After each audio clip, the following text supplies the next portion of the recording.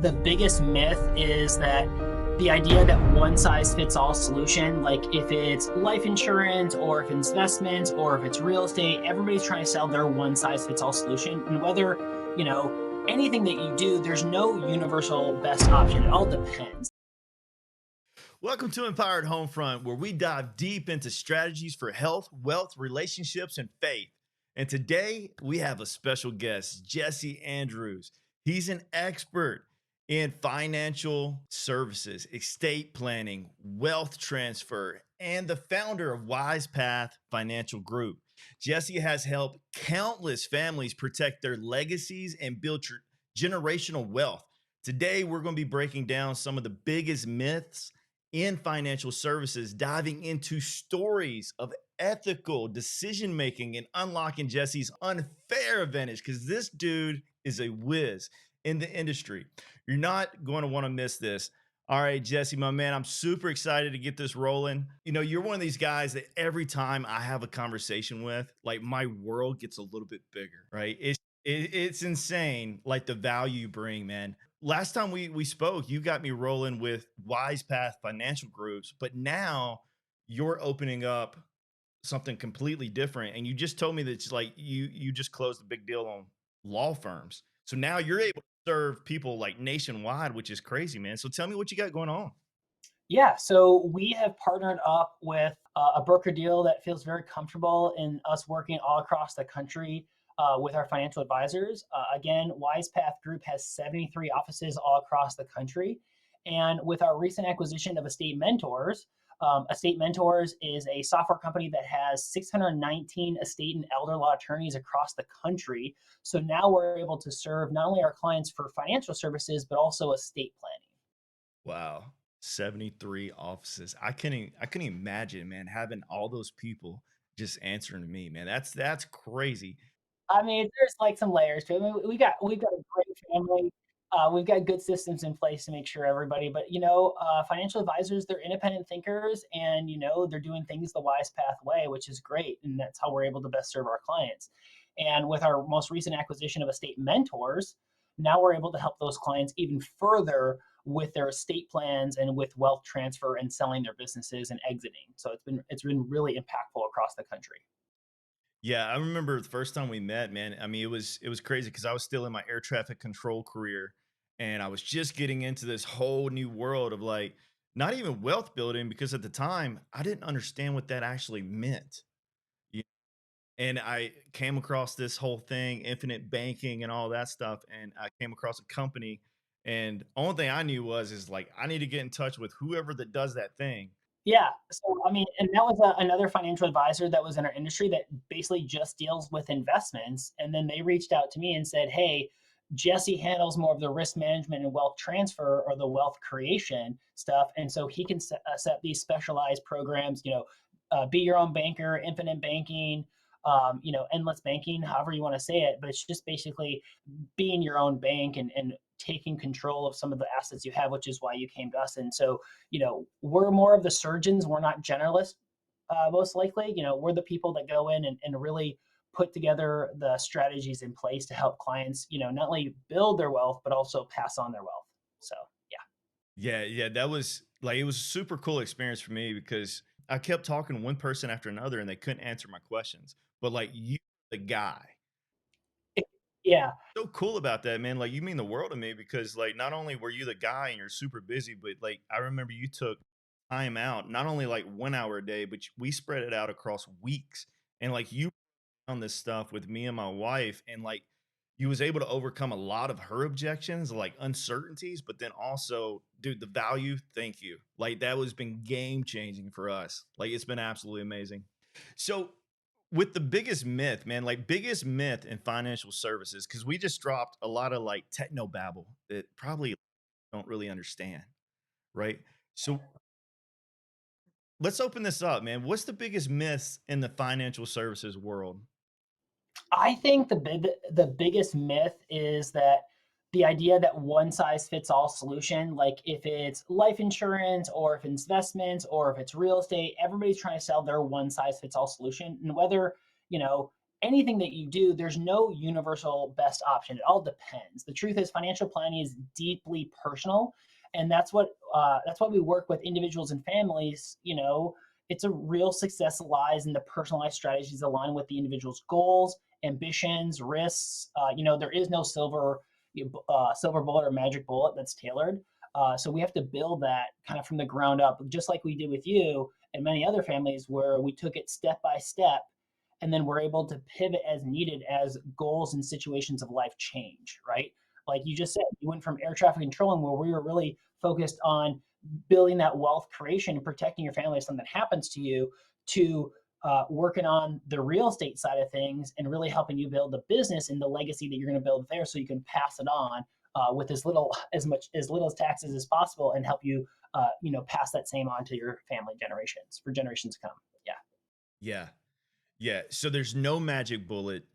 And right now, we live in an age. This is one thing that I'm fighting, and like we're launching the Deal Boss project just for this one thing that I'm about to let you know about. But it's Guru University. People look at all these people who are leaning up against Lamborghinis and they got the big house and all these things, and they're telling them to go do this. Well, then people go try to go do that, but they miss all these little pieces that they never accumulated, before that happens. You know, so if you was talking to somebody, the average normal American who has a beautiful family at home, provides for that family, but they're just trying to get ahead. Where do they need to Yeah. So usually when we're dealing with a brand new family, let's say they recently got married, or maybe they just had some kids and now they're coming to the realization they really need to put together some kind of strategy or planning in place to help their financial future.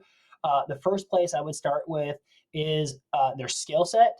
How are they building their skills for their profession? Because the fastest way to build your wealth is to create more income, and that usually comes from their skill set. So that's the first thing we oftentimes look at. So if you are a engineer, what other certificates that can you get in project management or other things out there? There's other skill sets you can get to build your income. And then we deal with a principle, like just fundamental principles. So 50% of your income goes towards your needs, 30% towards your wants, and 20% towards your savings. So those are just fundamental principles of how we build wealth.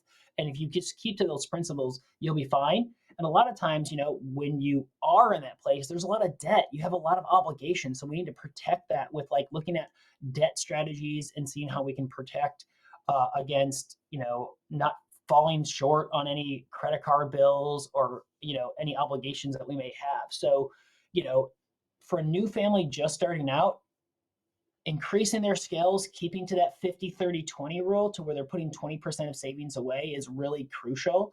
And then, making sure that they manage their debt appropriately. Debt isn't necessarily bad, as you probably tell your people, your listeners here that are in the real estate world. Debt is a tool. There are good times that we can use debt, and there's bad times that we can use debt. So we just need to make sure that for that new family starting out, that they put those fundamental pieces in place for how they set themselves for success, so they are disciplined to do it every single time. And that doesn't matter if you're making $1,000 a year or making $10 million a year. Those principles are universal. Yeah, that's very well said, man, and I agree with you 100% because that's you mentioned skills, and I just discovered this a couple of years ago, and I realized you can have somebody who is 80 years old, but they only developed one skill set versus a 20-year-old who's already developed 4 or 5 skill sets and married. Like that individual is way wiser than the 80-year-old who's single and only did one job, right? So I love that fact that you pointed out, like develop your skill set because that's what we need to focus on more than ever. And with financial services and with financial, um, I don't even call it education because you're almost orchestrating this. And that's what I realized with like some of the stuff that me and you set up with us because we've been using it like crazy, man. Like, and it's already paid for itself.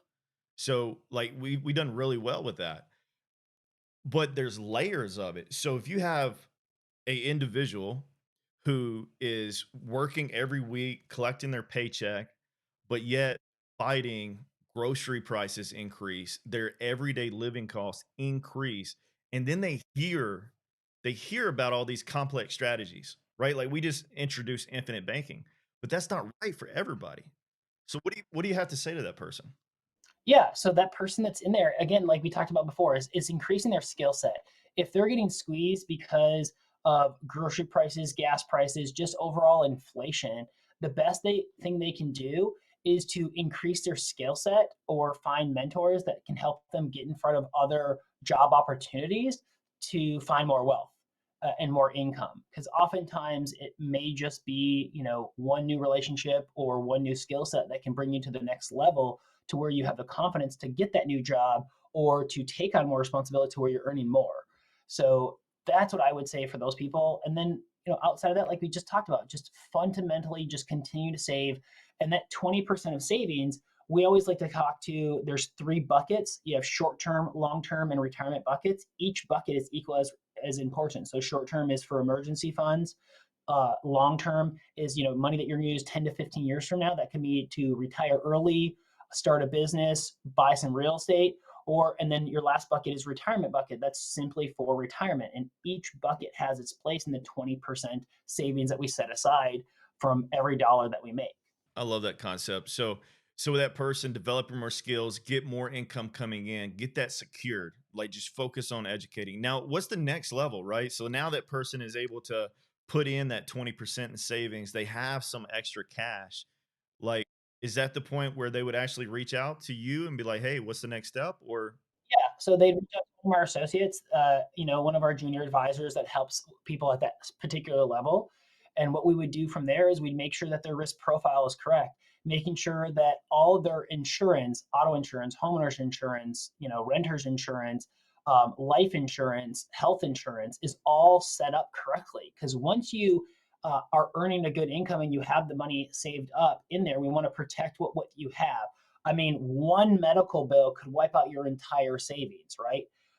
One, job loss could wipe out all your long-term savings because you're having to find a new job to support yourself. So the next thing we want to do is really make sure that we protect the savings that we have, so we don't have these major desperate portion. We want to set ourselves up for success. So it's making sure that we understand the risks ahead of us.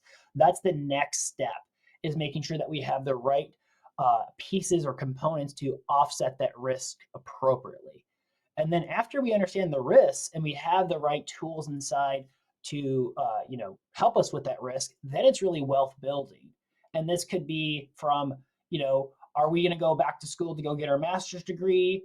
Or are we going to go invest in some real estate? Or are we going to now put more money into investments at a higher pace so that dollar is working as hard as what we worked for that dollar to make it work, let it go further. So there's a lot of things that we can do at that point, and it really depends on, again, no one size fits all. We really have to know where that person wants to go so that we can tailor a strategy around them. beautiful. Okay, so now you've got somebody that you're working with, and what is their really expectations? And the way I'm asking this question is, I see this happens too, and I fell into this trap because I remember I'm just like, okay, well, I'm going to do this new thing, and in a year, it's going to pay for itself. In a year, I'm going to be better, right? In this very very short time span, and it goes back to the saying, like people overestimate what they can accomplish in a year and underestimate what they can accomplish in a decade. Right. I would 100% agree with that. It's like any renovation; it takes twice as long and cost is twice as expensive, right? That's usually how it goes, especially if it's your first time.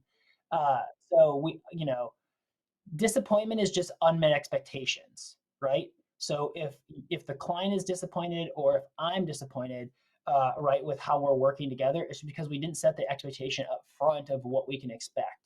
So I always let the client set the expectation. Okay, if I say, hey, when do you think that you can get this certification, or when do you think you can save this amount of money based on what we just talked about? They set the expectation. So if they don't meet that goal, then they know why I'm disappointed when we go to our annual review of where they're not at where they want to be, right? And so I'm a chief accountability officer in some cases where I have to keep our clients accountable for what they said they wanted to do, and they set the expectation, not me, right? And then we can work on that and adjust and pivot as we need to moving forward. Yeah, I remember you going through that with me and Lori, and you sent like this big printout and like all these things, and like I didn't understand it. I didn't know what we was looking at. But then you set us down and you drew out this on this board. You drew out this peak, this mountain, and you're like, "We're here, and I'm going to help you get up the mountain. But then what's more important is I'm going to help you come down the mountain." That is so true. And just like Mount Everest, most people don't die on the way up to the mountain. They make it to the peak, they die on the way down, right? So it's about saving up for that retirement or what retirement looks like to them, and then making sure that we get down the mountain so we're able to pass on our assets and making sure that we have enough income to last us for a long time without having to worry about those risks. So you're exactly right. We've got to really think about what's coming.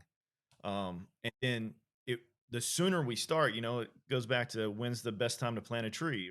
Yesterday, right? Like, or when's the best time to buy real estate? Well, it was yesterday, right? It's always, but the time is always now. So we got to get moving The next best time to buy, real estate, or the next best time to plant a tree is today.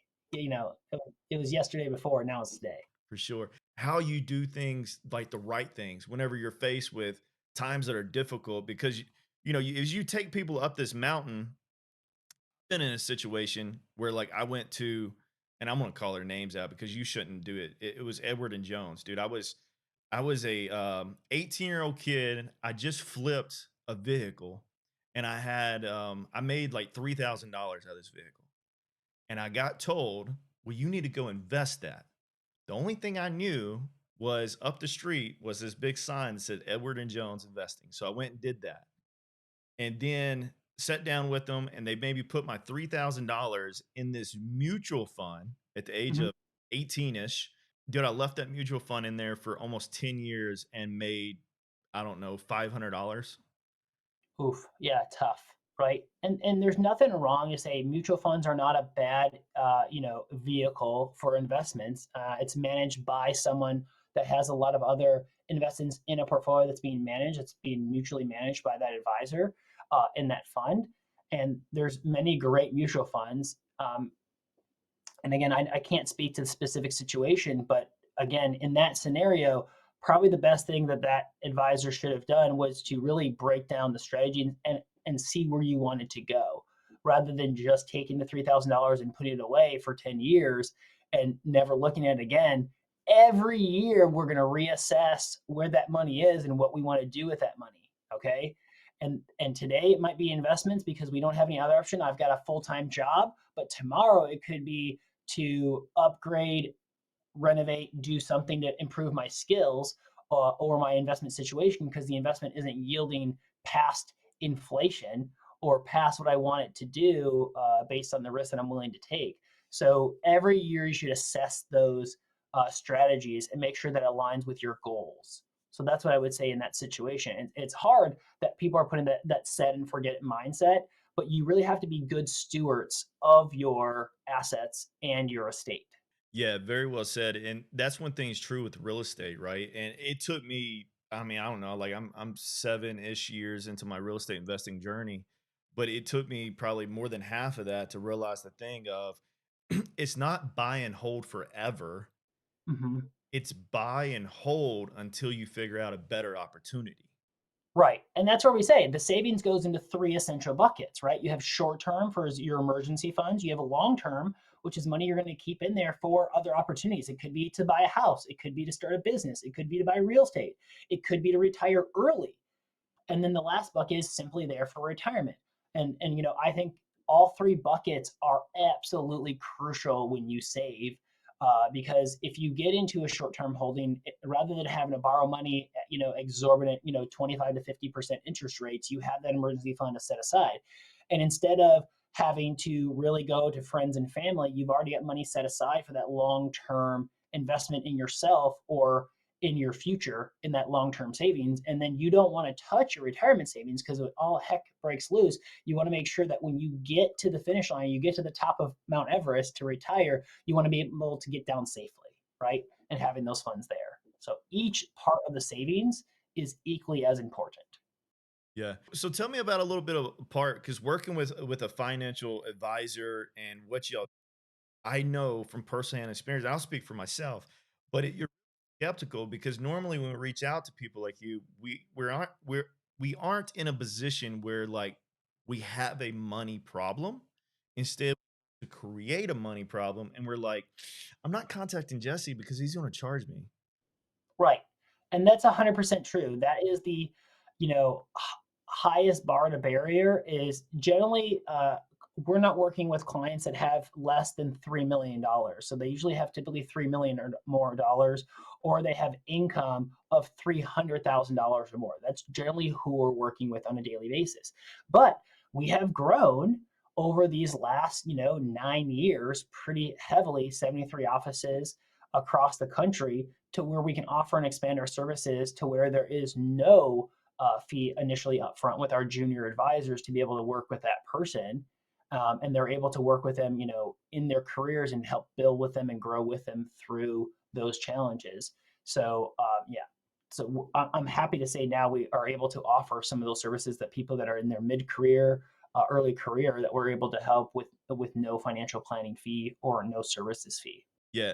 So tell me about a time because I know you did it with me. Like, but tell me about a time whenever you worked with someone though, and it didn't benefit you short term. Yeah, one of the times that I can think of that it didn't benefit me at all is we had a client that was looking to sell his coal mining business.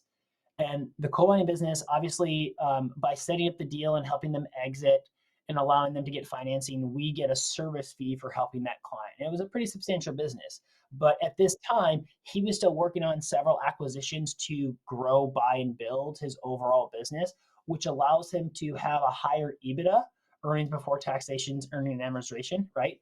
And so his EBITDA was going to be higher in the next 6 to 7 months. So instead of closing the deal today, I said we definitely need to wait until those two other acquisitions, because that's going to help us grow our EBITDA for a higher valuation, because we knew these deals were in the pipeline.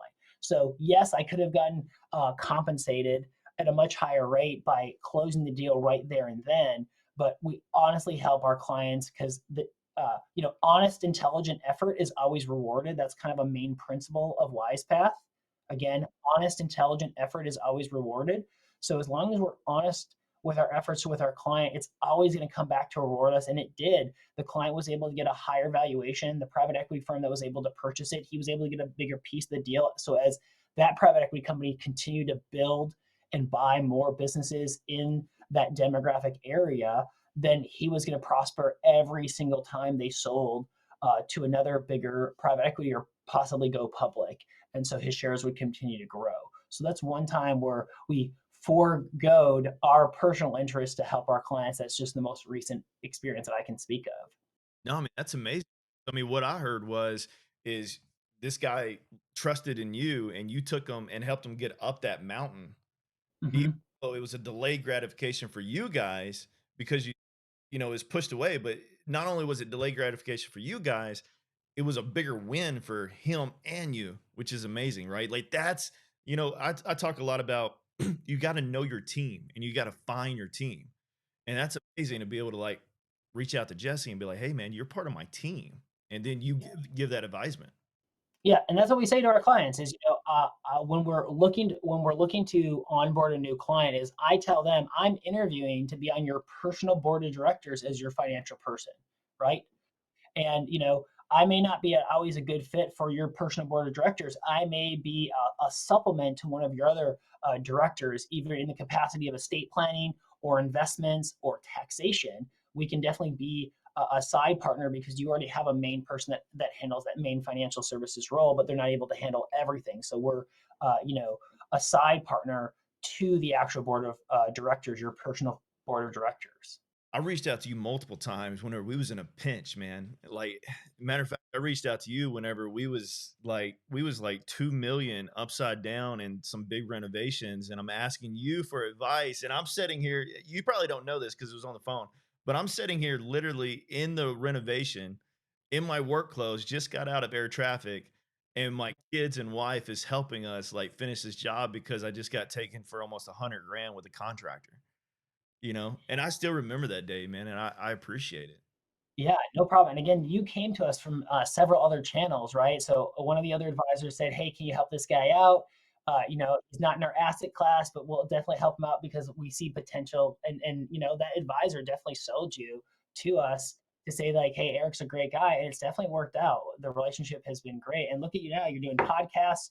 You're building a wealth empire with real estate. So very proud of what you've accomplished, and that's just you continuing to grow and get better 1% every day and evaluating for you and your family. So kudos to you as well. Yeah, I appreciate that.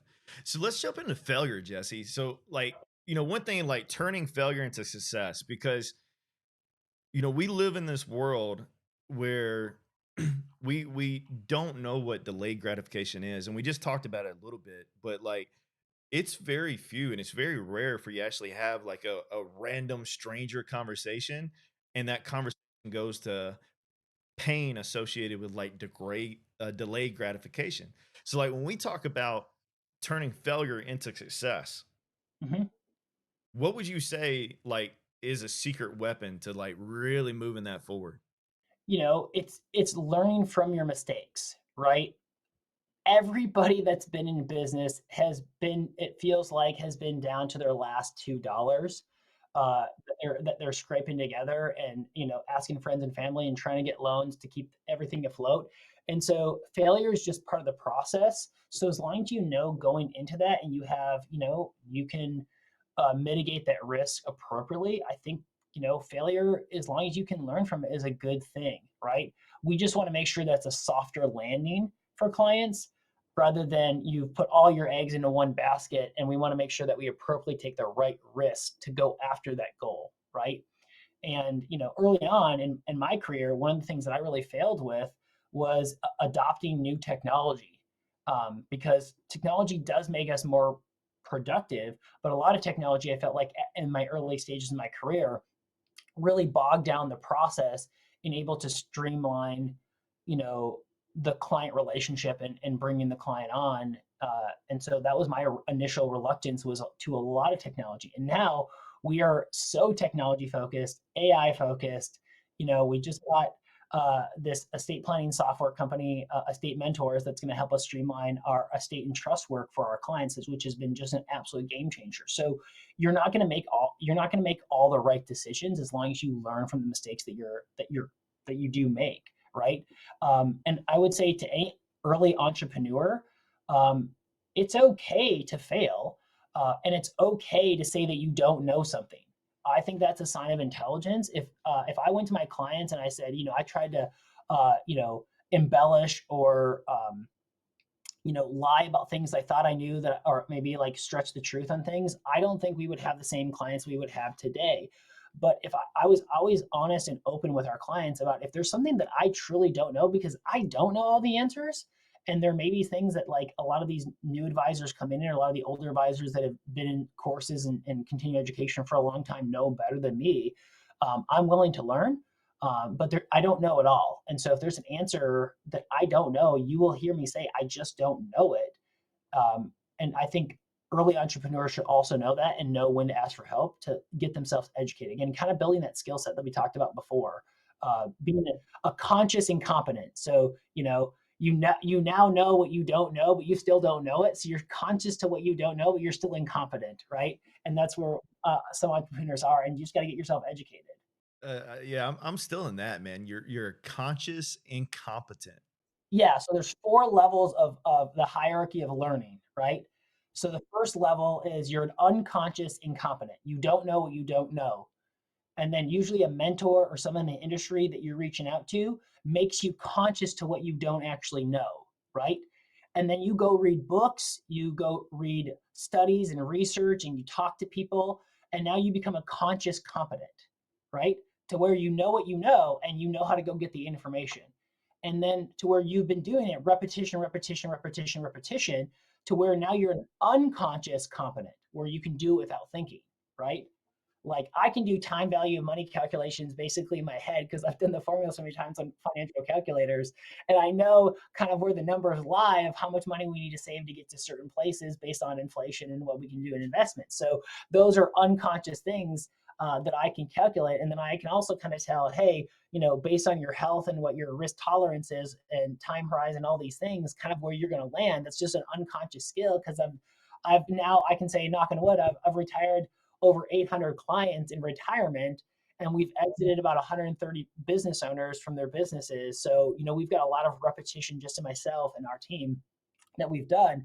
So, I mean, that's the hierarchy of learning: unconscious incompetent, conscious incompetent, conscious competent, and then unconscious competent. Yeah, so I love that. So I've got this is something that like I'm preaching nonstop, man. I call it skill stacking.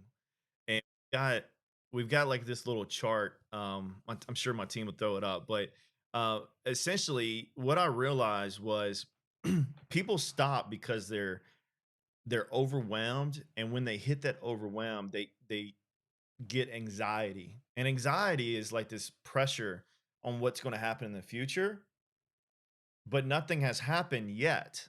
Right. And so the principle of skill stacking is like 4 steps. First, you discover, then you learn, and then you execute, then you repeat. And just like what you just said, man, like pretty much everybody that we work with inside the Deal Boss project, they probably encountered some type of guru who's like, "Hey, this is your exit strategy. This is a wrap or some fancy thing." Or like we mentioned earlier, like, this is infinite banking. And then they mistake that for learning. And then they get really frustrated because they're overwhelmed, they get anxiety, and then they just quit. They're just like, I'm done. And what we challenge people for is just to understand, hey, you just discovered it. Now let's reach out and figure out what's the bare information that we need, learn to execute, and then expect to hit that wall. Yeah, the wall I feel like most people hit is in the execution phase, because you've learned as much as you can to start executing. So you kind of go in what's called the troughs of sorrow, to where you feel really down on yourself because you're not executing very well, right? Like, I'm learning, my 7 year old is learning to read, longer words, and he gets super frustrated because he knows every letter and he knows how to pronounce every letter, but he doesn't know every word, right? And so that's the hard part, is him executing on learning the words. But now, you know, if you just keep using in repetition, like you said, discover, learn, execute, repeat, you're going through this reiterative process to where you can continue to build your skill set. Yeah. Yeah, and that's the way, families need it. Like we do it. Like with Lori, I've been working on her. Like, look, babe, like I get your stress, and we're trying to do a lot of cool stuff that we've never done before. And like keep hitting that wall over and over again. The reason I bring this up and like spend a little time on it is we've been talking a lot about delayed gratification, and then talking about success through failure.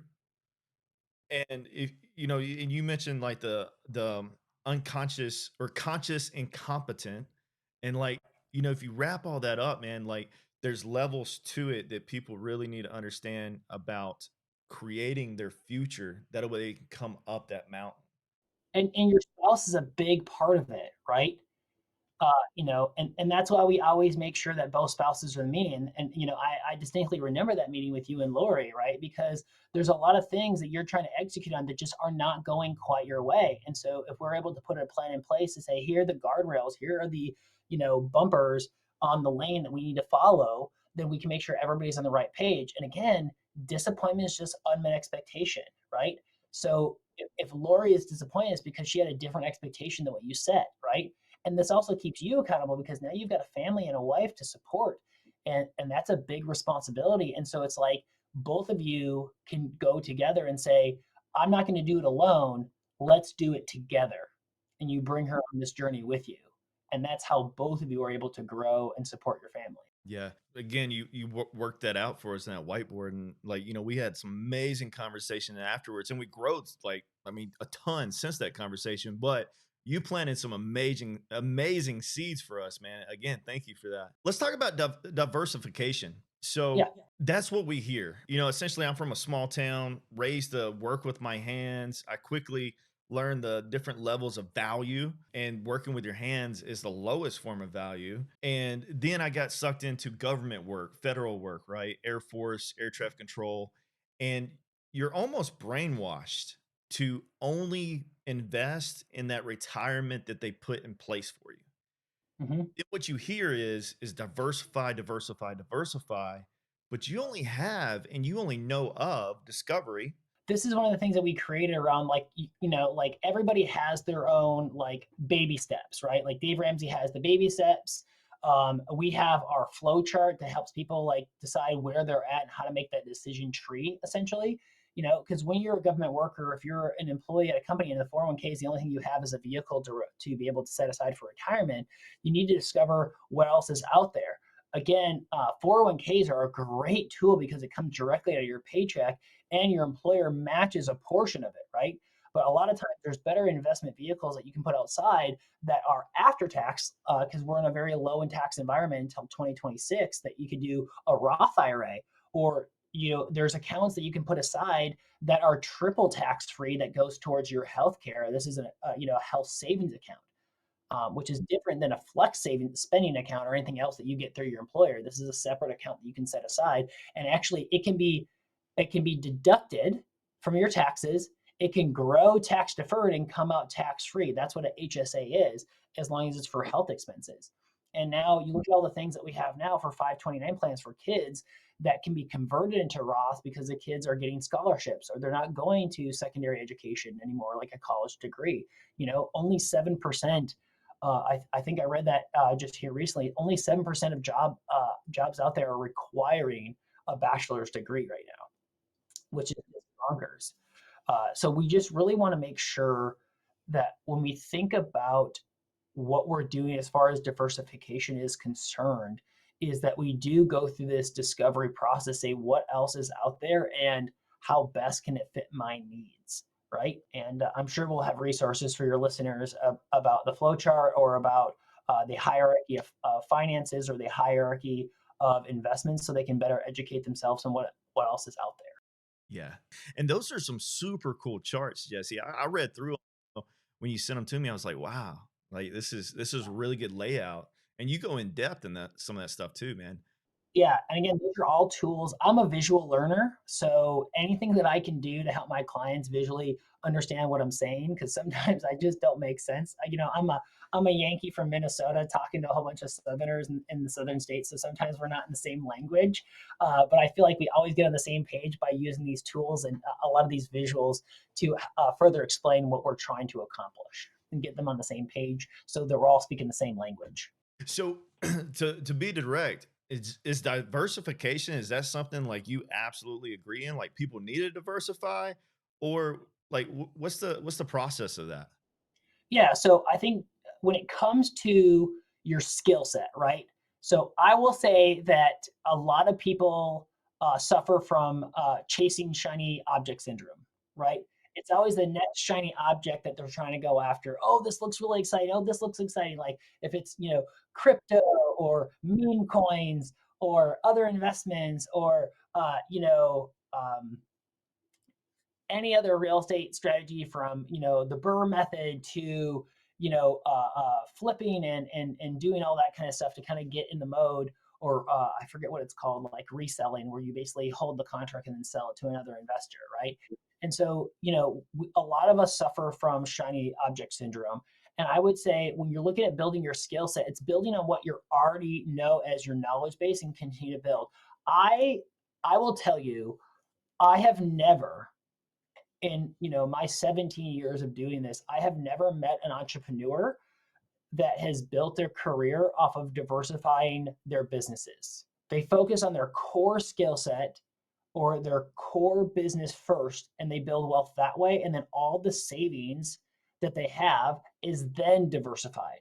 So they get really good at their one thing. If it's their job, if they're in cybersecurity, they're building their certificates. If they're engineer, they're building their skill set. If it's sales, it's getting better at sales so that you can sell higher and higher ticket items and earn a higher and higher percentage of commission, right?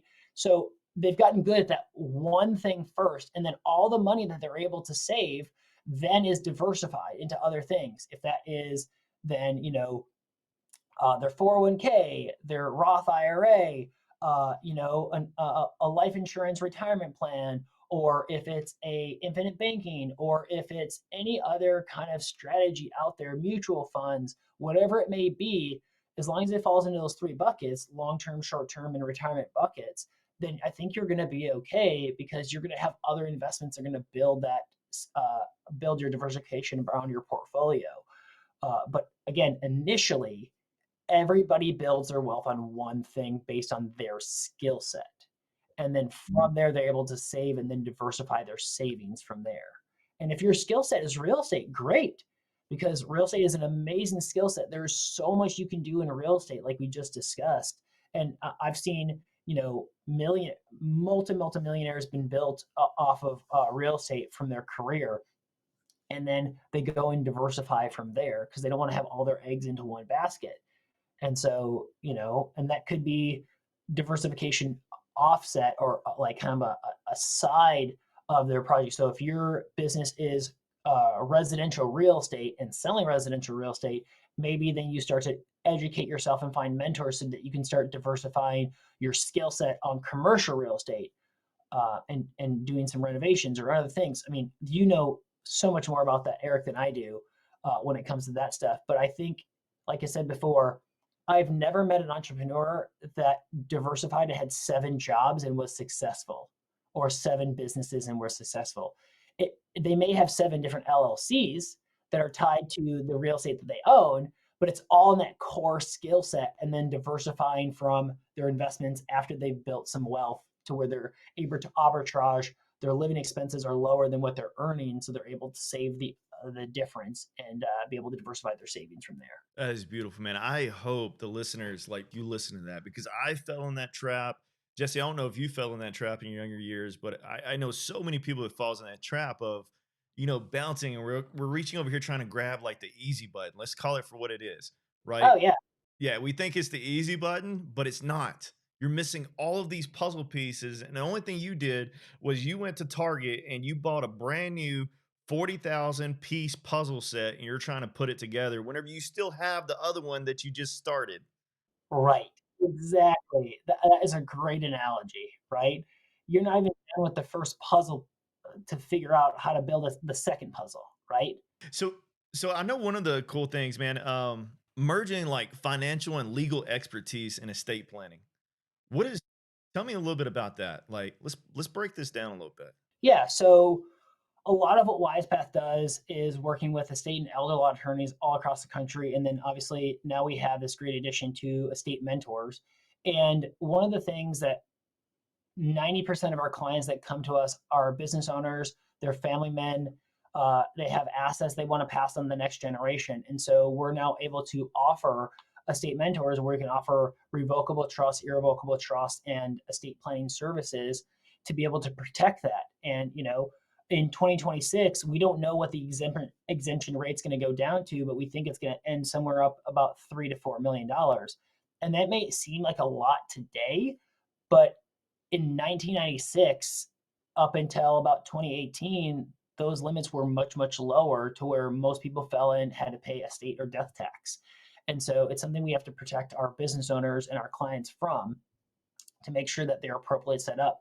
And again, last year, September, Congress was trying to vote to get rid of the Roth IRA or Roths and 401k altogether, which would have really disrupted how we plan for our clients because now we can't plan for after tax. And it feels like every 4 years, when it comes to infinite banking or life insurance retirement plans, that life insurance, because it's a tax free vehicle, they're looking to tax the death benefit on that life insurance to pass on to your heirs, regardless of what the amount is that's in there. So estate planning is going to be a much, much, much, much larger piece of the puzzle as we begin to plan for clients in the initial phases all the way up through and through retirement and as they pass on to their estate. So definitely something that everybody needs to consider in any stage of their life is how their estate plan is set up, and if they need to avoid probate, how do we need to set up sub trust for the children. So because a lot of people don't know this, but like, Eric, you have small children, right? Oh, yeah. You may not all like their spouses for this big wealth creation that you've created. And so we want to set up in a way to where if one of your children, heaven forbid, were to get divorced, that your assets are not subject to that divorce, right? Or the assets that you've built over your lifetime. And because kids make mistakes from either lawsuits or creditors, that your assets, because they're going to be passing on to your children, that your children aren't subject to have to take it out of your estate to pay those creditors, or the estate, that it's able to be used in the way it was intended, which is to build wealth and wealth transfer. So estate planning is becoming a much larger piece to the puzzle. Yeah, you said several like triggers for me, and I'm trying to, because I know we're limited on this, man. Like so much to unpack, and we just don't have enough time for it. But one thing I just, if you can just say it as direct as possible. Most people they think, well, I wrote down a will. I wrote down on paper, and I said, Sally, my daughter gets this, and I said, my wife gets this, and then I went to the bank and put it in a safety security deposit. Right. But you mentioned revocable trust. Let's just stick to that one. Yes. Tell me about this. So I want to paint you a picture, Eric, okay? And this is an analogy to best illustrate my point. A will is like organizing your financials into boxes. So now you have all your boxes in your hands and you're holding all these boxes as you walk down the street. And with a will, it's public, so people can see what you're holding in your hand, right? And when you pass away, those puzzle pieces, or those boxes, those financial boxes, fall to the ground and someone's got to pick up the pieces. And that's called state administered probate.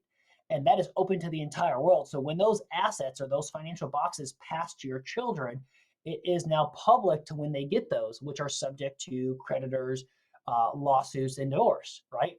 Pause this right there. So what you just said was, Jesse, I have a will, and wrote down everything on my will, and I said that my kids will get this. But you're saying that even though I did that, it's still like everything I own will still be sent through probate, and therefore the state is going to dabble their little hands into my stuff.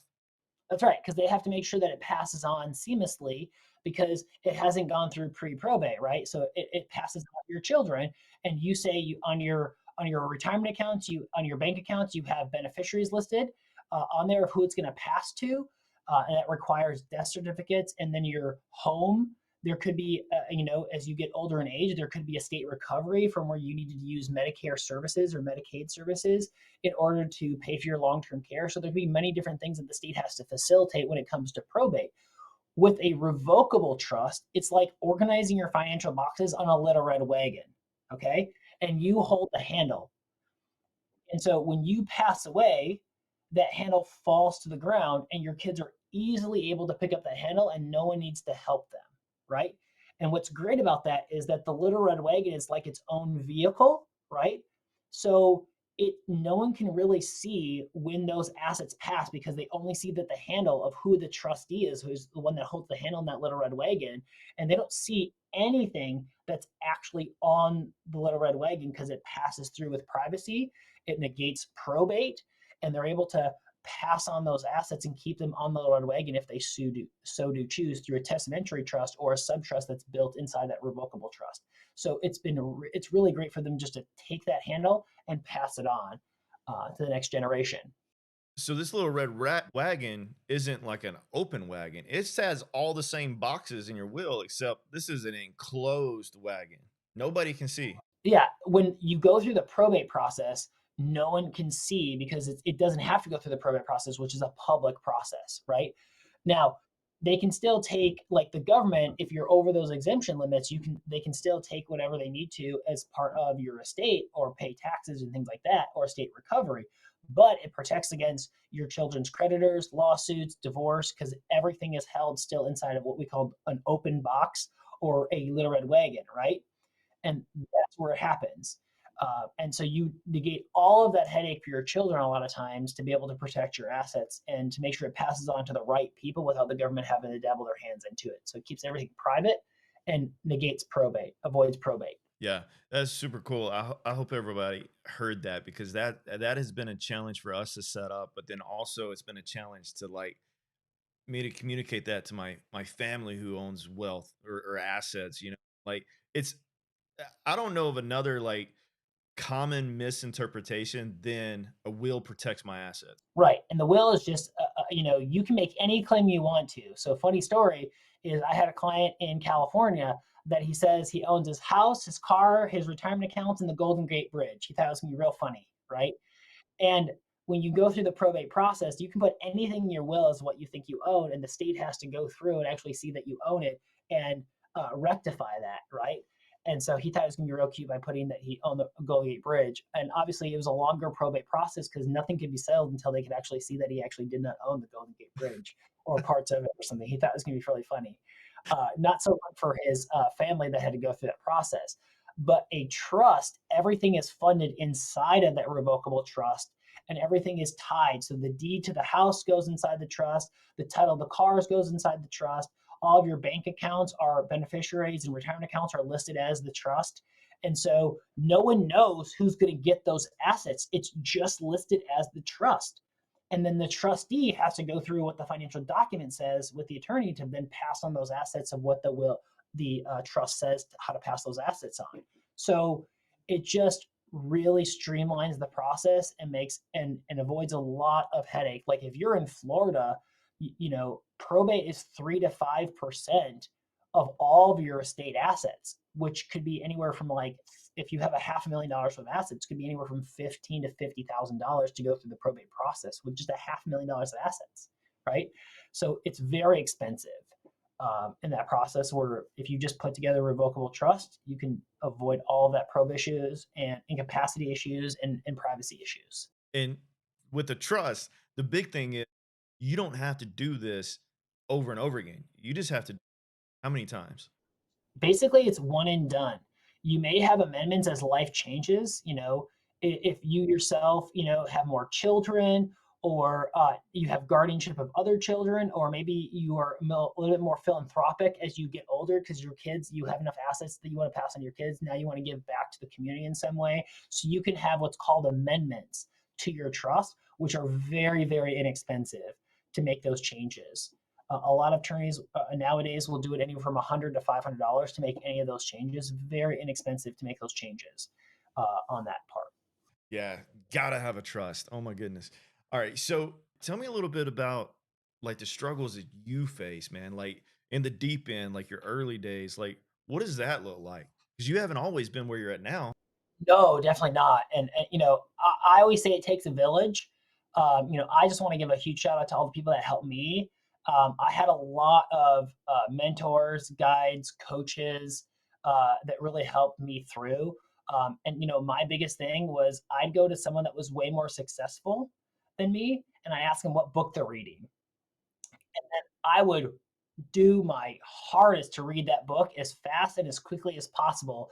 And then I would call them back as soon as possible and be like, hey, Eric, I've got some questions about some of the things of the book that you recommended to me. I've finished it, but I still have some questions. I was hoping that you could talk to me about it. And very few people in my mentors and my coach's life ever saw someone have that kind of execution. So I think that's one of the things that I really took on early in my career is I was just so thirsty to get that knowledge from people that I wanted that were more successful than me. And so I want to know what they were learning, what they were interested in, so I can start that rapport and conversation of how I can build. And so in the beginning of my career, I was kind of a chicken with my head cut off. I was trying to find clients anywhere and build relationships with really anybody that could get me in front of people that I could really help and use my skill set for.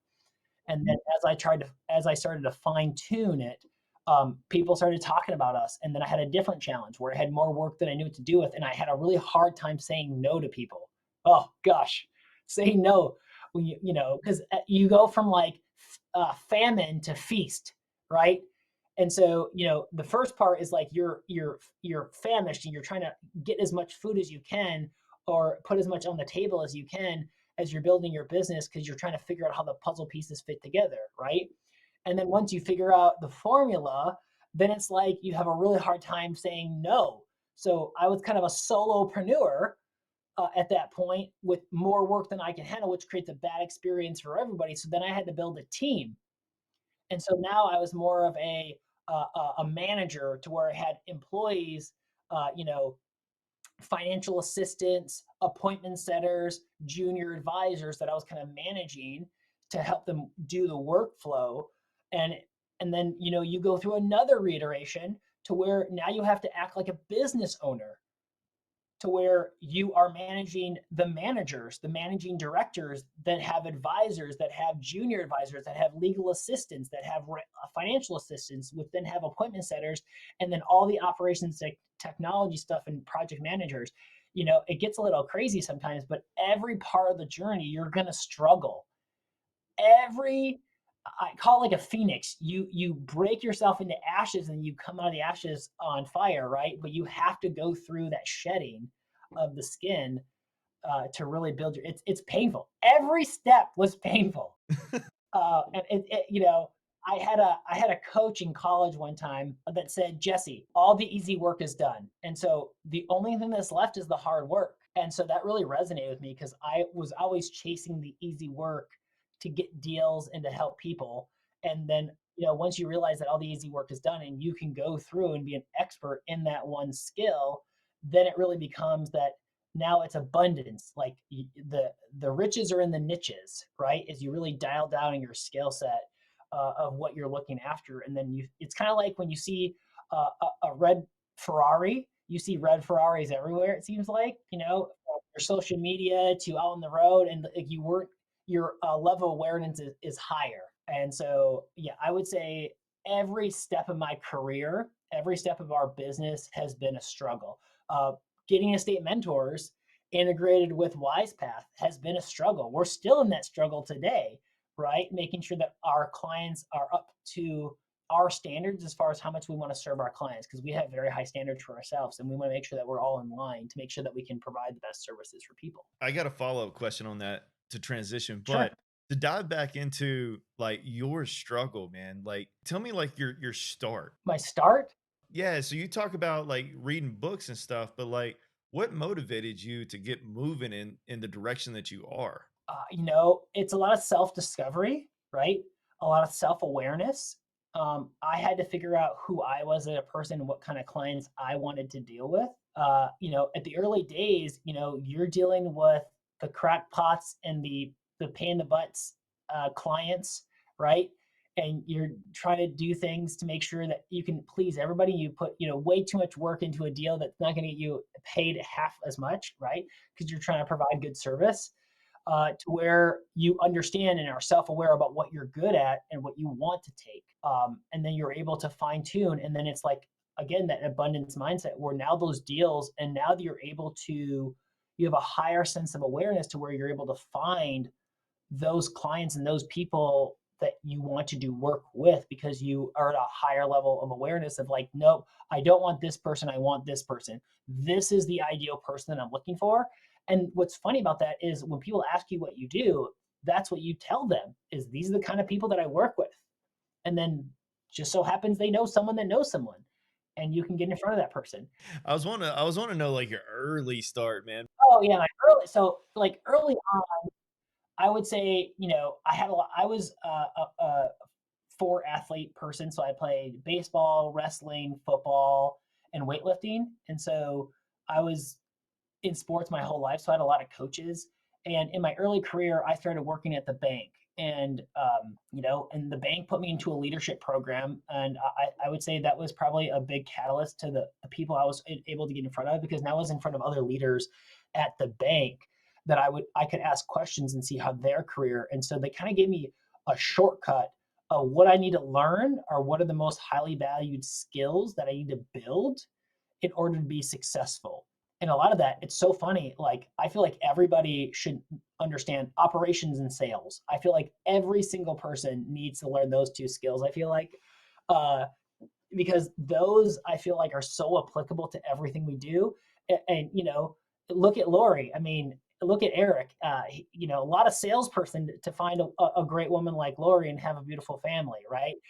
I feel like those are two amazing skills that anybody can learn. So I feel like getting into that banking leadership program really was my when we talked about the level of learning and consciousness. I was an unconscious incompetent, and then when I got into that leadership program, I was now a conscious incompetent, and I had access to understanding things that I didn't know, but I still needed to learn. And that's where I was going out to people and saying, hey, I don't want to do business with you, but I'd love to learn and pick your brain on XYZ. I mean, if you look behind me, I've got books I'll grab and I have got notes on everything. So, I mean, I feel like you've always got to be learning. Like you talked about you being on the 75 hard right now, and reading 10 pages is part of that. And I think, for me, I wanted to get one nugget every day from whatever I was reading or whatever I was ingesting. I was very conscious. I'm very conscious of what I ingest as far as my mental capacity, because you can either put junk in there, entertaining junk,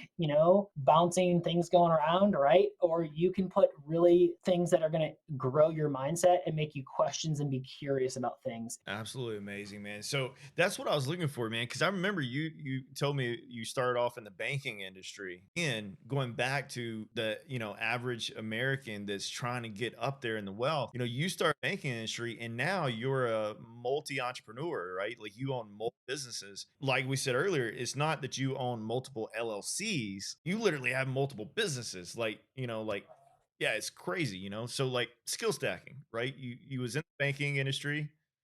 Yep, I use the banking industry to understand financial services and insurance services, and then I grew up in the career to where I learned wealth management, got my securities license, got my insurance licenses, and then I started to dive more into the niches of what I wanted to learn. So I got my CLTC and my AEP, right? So now I can teach long-term care strategies and estate planning strategies, as well as understanding wealth and the risk management side of things, and then just continue to stack on the securities and insurance licenses. And now I'm licensed in every single state for insurance and securities, and I can help people kind of around the country. And then not only that, but now I have employees that know way more than me, from CIMA and RICP and all these other designations out there, that I can tap into as like, a port of knowledge for all my employees. My employees are like infinitely smarter than me.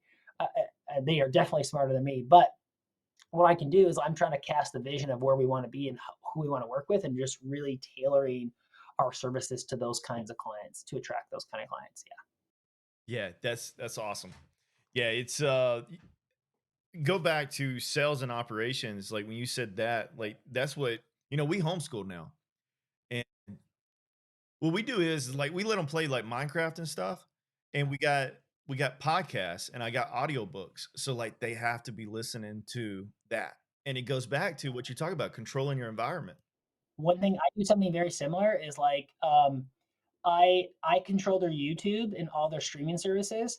So on YouTube specifically, if there's a video about money, about Bill of Rights, about things that they don't teach in school, because my kids do go to private school, and so they have traditional teachings, which I live different. It's not tailored. I would love to have my kids homeschooled, um, but just not in the cards. Just don't have enough time and the resources to be able to do that.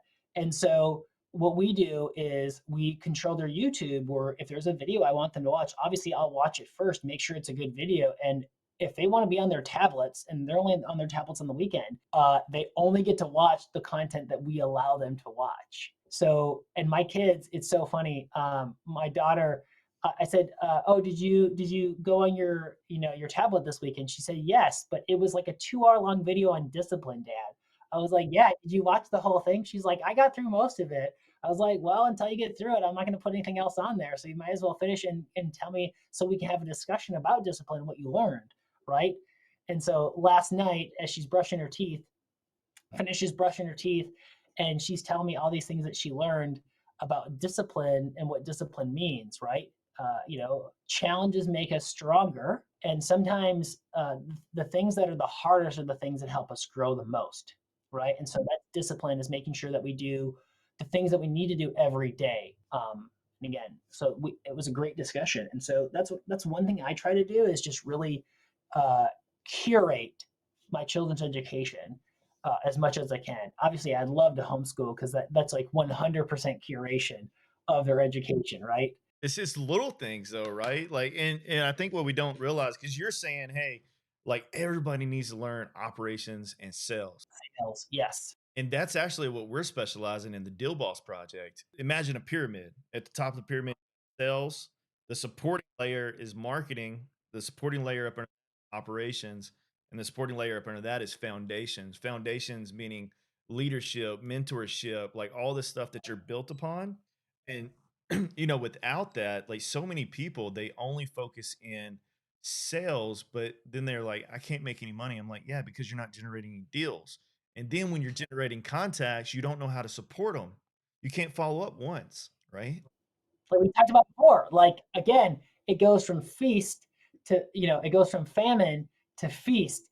And then that feast, you have to then create better operations so you can manage the inflow of all the clients that you have coming in. So it's yes, 100%. I want to dive into that, but I'm not. Hey, we could probably do like some like in-depth courses on some of this stuff and provide more insight. Yeah, so, we have a training academy. It's like an online course. It's completely free, and it gives a lot of resources when it comes to, financial services, investments, insurance, risk management, taxes, entrepreneurship, and business exiting, right? Estate planning. So there's some resources there. I've already given you a lot of that in a separate email that we talked about before. So there's a lot of resources they can go down, and then we can develop something to where we can take some of those videos from our academy and give it directly to you and your users. That's not a problem for us because the more people, I come from an abundance mindset. I may not get anything from it, but if I can give someone a little bit extra information to help them on their career path or on their entrepreneur journey, I'm all for it. Even if that taking little baby steps, because baby steps lead to bigger and bigger things. Just get 1% better every day. You're 40-fold better than you were the last year before, right? Yeah, absolutely. It's definitely the abundance mindset, man, and that's what's so amazing about being friends with you, right? It's so cool. So to wrap this up, man, we covered a lot of different stuff on there. We focused a lot on like everyday people, and then we touched just a little bit on high net worth individuals. Is there anything that you would overall encompass and wrap all that up and just say, hey, this is what you need to hear? Again, it's not a one size fits all, but I feel like, again, if you keep to the fundamentals, 50, 30, 20, 20% of savings, and that 20% of savings goes into short-term, long-term, and retirement buckets, and building that wealth, I feel like most people are going to be better off. I mean, I've dealt with janitors that started saving at a very early age that have more money than doctors that have been in their career for 8 years because they have so much debt and they have they're constantly trying to keep up with the Joneses to where they're not saving 20% even. So the retirement of that janitor was better than the retirement of that doctor, which is just mind boggling because it's a completely different skill set. But it all comes down to the fundamentals. I'm telling you. All right, guys. So anyway, I hope you enjoyed this episode with Jesse. We're going to be doing some cool stuff. Like I said, he's a strategic partnership for me, and he's going to be a strategic partnership for you. There's a lot of cool stuff. You can learn a lot from this guy.